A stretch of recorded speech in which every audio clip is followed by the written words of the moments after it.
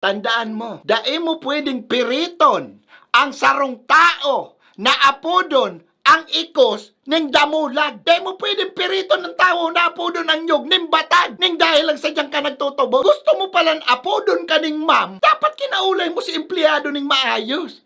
Noy, ma'am ako, bako akong sir. Bako itong maasta ka na huna mo kung isay ka man. Tano isay ka man?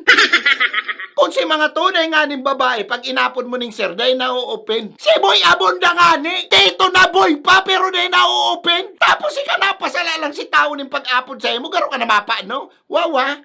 Malay man ka tong empleyado na to na ma'am kapalan. Ma'am kapalan? Ha? Oy, Derisa, ha?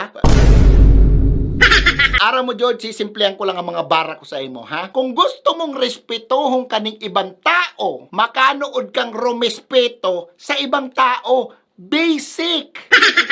Payo kang karapatan or kung sisay man na itrato ang sarong tao ning arog kayan, lalo na kung bako ka man ang nagbubuhay o nagpapasiba dyan. Gets mo?